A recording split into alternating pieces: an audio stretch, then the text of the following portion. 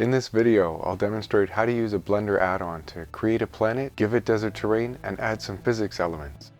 This add-on is for Blender 3.1 and above. You can find it at github.com/dreamspoon/bigspacerig. To get the latest release, go to the Releases section and download the zip file. I'm using Blender 3.1, so I go to Edit and Preferences and the Add-ons section, then click on Install. Select the zip file from GitHub and press Install. Click on the checkbox to enable it. A big space rig tab is added to the Tools menu. Then exit the Preferences menu. Ready to go! Remove all the objects from the scene, and then go to the Big Space Rig tab on the Tools menu. Create the rig that will manage the numbers so we can easily add really big objects like Megasphere. To easily make a sandy landscape, let's start with the basic noise that comes with Megasphere. Clicking on Create Megasphere, it looks like nothing happened, but we need to move the observer to the surface so we can see what the noise landscape looks like. Select the rig again, switching to the Observer tab, setting our latitude and longitude, and pressing Go To Coordinate. This took us to the pole of the sphere, but we have a landscape that has the correct facing orientation. I'll change the user layout to make it a little easier to use the geometry node. There's one node group that does most of the work, the Megasphere node group. And when we look at wireframe, we can see different levels of detail. To make it easier to see, I'll go to the Viewport Overlays menu and turn off the Floor option.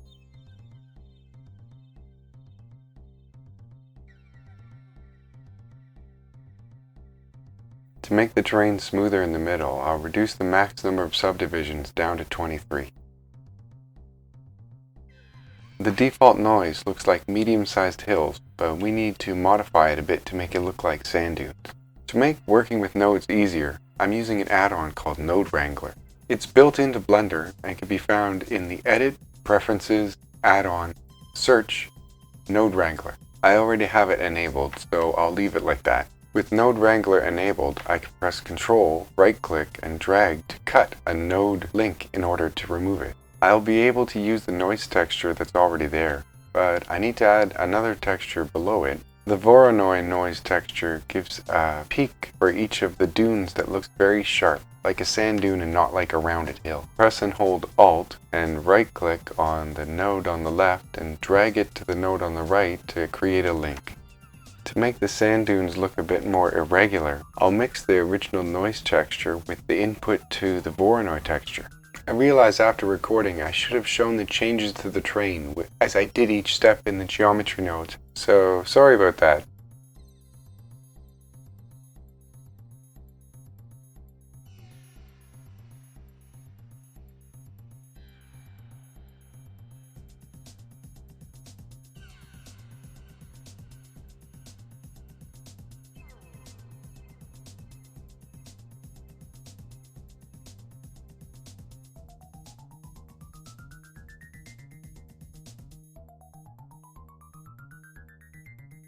Here's the final result. Not too bad for a few nodes. I'll take a moment to move some of the nodes around to make it easier to see what's going on.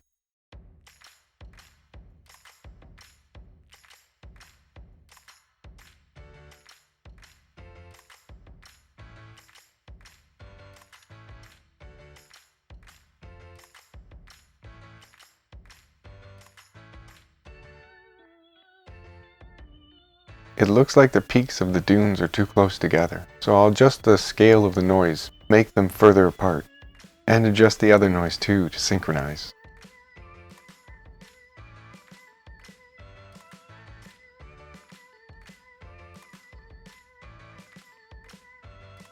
A scale of 3 looks nice. The detail I use depends upon the size of the faces on the terrain, so I don't get weird lumpy looking terrain. I want something smooth.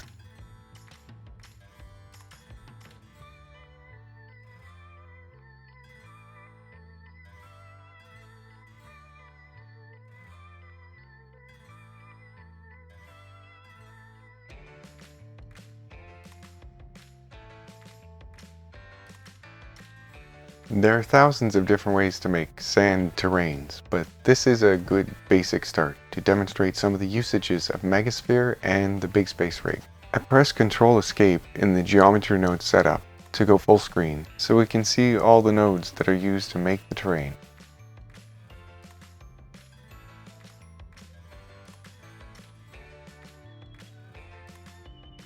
The peaks look a bit too sharp, so I'll add some smoothness in the Voronoi.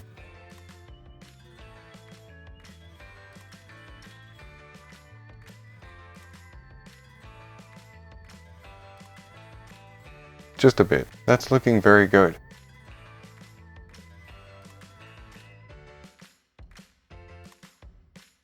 We need to add some textures to it and some sort of a background to make it lit. I'll switch the renderer to cycles so it looks nice, and also I get to use Nishida Sky, which isn't available in Eevee. Just a quick way to throw together a sky that even allows you to do things like altitude adjustments so that you can show the sun with a lot of atmosphere in front of it or very little. The sky texture is quite bright, so I'll adjust some of the things downward to make it a little darker. It makes it a little easier to work with the default material, which is just bright white.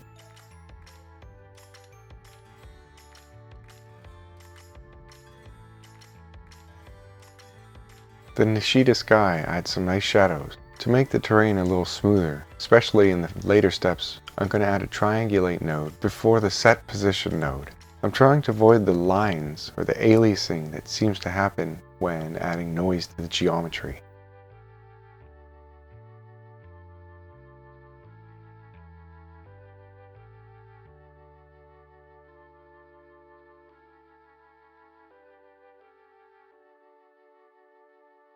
Some subdivision surface will help make the sand dunes look less blocky, especially at further distances.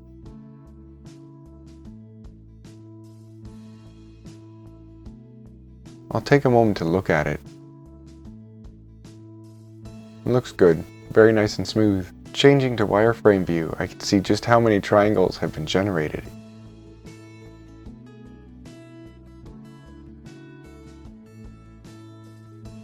It looks very dense. With the geometry taken care of, it's time to work on the shader nodes and make this stuff look pretty. To see the material, I change it in the object shader. But for it to be applied to the geometry, I have to go to the geometry node setup and put the material there too. The view in the shader is kind of weird, so I press home to show a view of all nodes. So I can see what's happening a little better, I'm going to move some of the user interface elements around.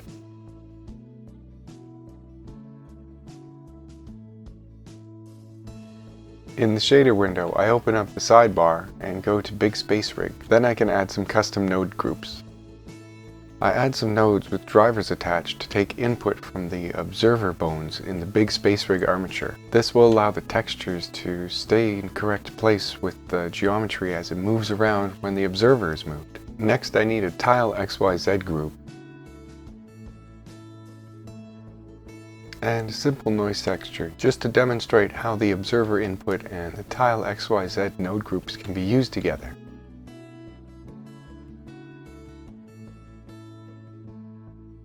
For the simple sand texture I create, I only need the observer 0E. This represents the position of the observer at 1:1 scale. The texture coordinate node will give us the input XYZ that we can offset by the observer 0E. This is how the texture is moved around as the observer is moved around. And since the geometry is moved around in the same way, the two things will synchronize and look right. Here I make use of the Node Wrangler add-on again by holding Alt and right-clicking on a node and dragging over to another node to connect them with a link. To give our sand some variety and the correct coloring, I'm going to use a color ramp and change it to 2 sandy colors. Unfortunately, Node Wrangler gives me alpha, which I don't want, but trying again I get color, so I can just use Control and right-click and drag to cut the extra link. I turn down specular so it's not too shiny. I play with the colors for a bit until I find something I like. I'll tell you the hex values right after I finish.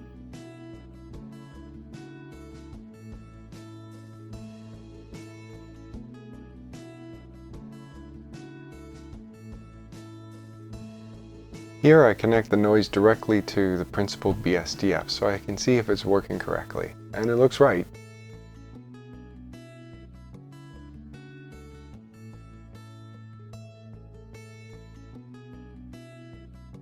The dark brown on the left side has a hex value of 74562C. The light brown on the right side has a hex value of B9824A. I adjust the noise a bit until it looks a bit more sand-like, although this is not at all very sand-like.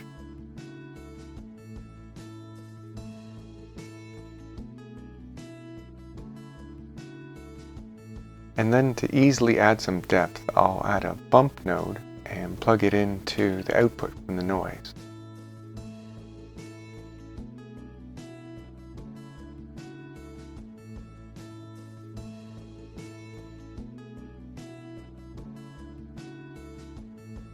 We can also add a lot of detail easily by plugging the noise into the roughness factor and then adjust it with a color ramp. The bump value is a little bit too high, so I make it a bit less.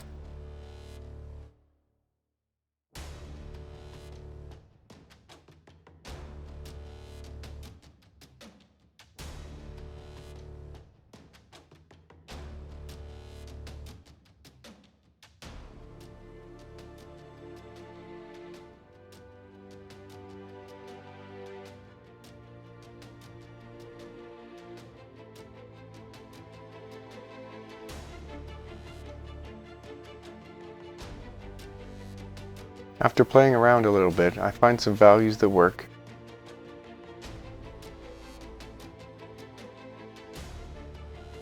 Now I need to look at the sand from a bit further away to see how it looks.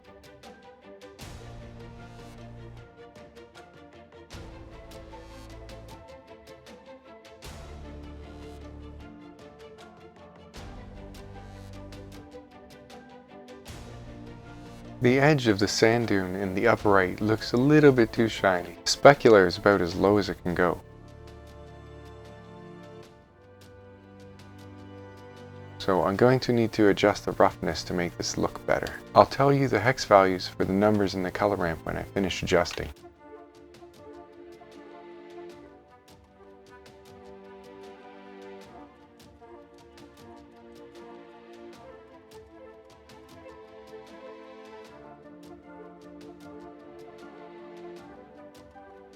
The color ramp left side is 8E, 8E, 8E, and the right side is AE, AE, AE.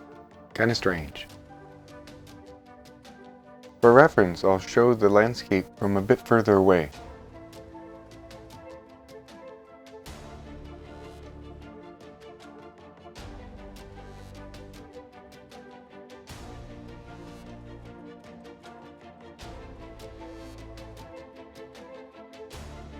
In the second part of the video, I'll show how to add some physics to the terrain and make things interact.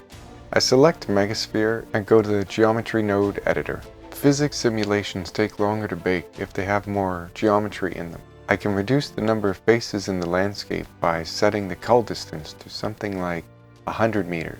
When I switch back to 3D view, I see I have a lot less geometry to work with, and that's good, but just enough for something big to land on the landscape. Before I continue, I need to make some changes to the geometry node setup so that I have less geometry but the same amount of detail. To get rid of the high detail center, I'll reduce the max number of subdivisions down to 21 in the Megasphere node group.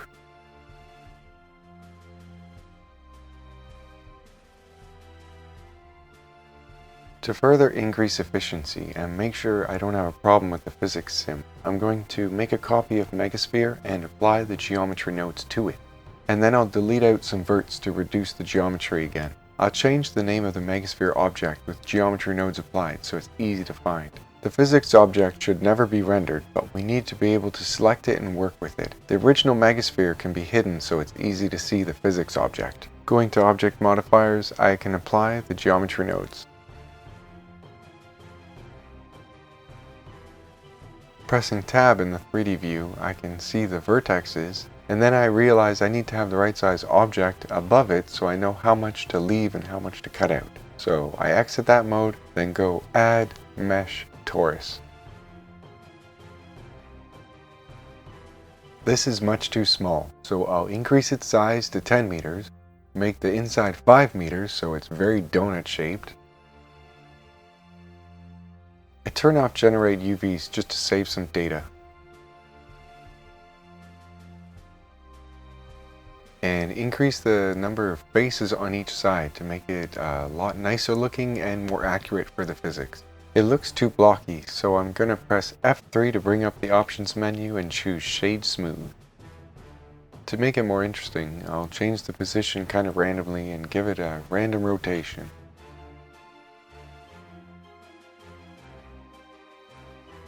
I'll switch back to working on the landscape to cut out the extra geometry I don't need for the physics sim. With all the vertexes selected, I'll press B and hold Shift to box deselect all the vertexes in my selection box. Then delete the selected vertices. I press Tab to go back to object mode, and then show solid so I can see what it looks like. I'll only bake a quick demo of the physics so it doesn't need to travel very far on the landscape. And now I'm going to show how to make sure that the landscape of the physics matches the landscape that will be rendered, because sometimes things get a little off if moving around. It's always a good idea to check these two, and if you see a difference then you need to probably redo your landscape and then redo the physics for it. In this case, everything is matching up. This is how it should look when it's matching. With the Physics tab open, I'll set the landscape to be a collision object. Since it is a landscape and taking up a big space, I'll set some of the numbers higher. In the soft body and cloth section, I'll set the inner and outer thickness to the maximum of 1. The rest can stay at defaults. I'll select the Torus and set it to be a soft body, way more interesting than a rigid body. I've removed goal so it doesn't hover in place and try to stick to its original position. I go to the edges section and set pull and push both 0.99. Damp and bending are both set to 10. And I add some extra stiffness with the stiffness option. If I go running without warming up, I get stiff quads.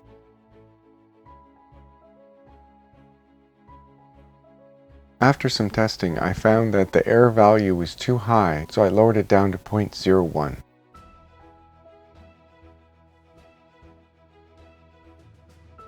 The physics are a bit slow to bake, so I turned the number of frames down to 150.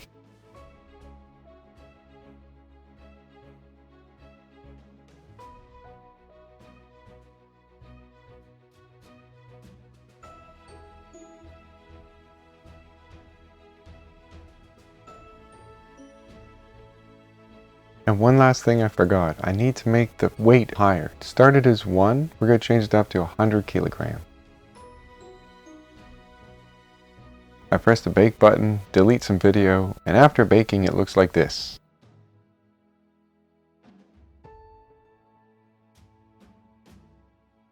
I want that animation to loop, so I'll reduce the number of frames in the scene to 150. Well, that's great. It looks like it's correctly interacting with the landscape.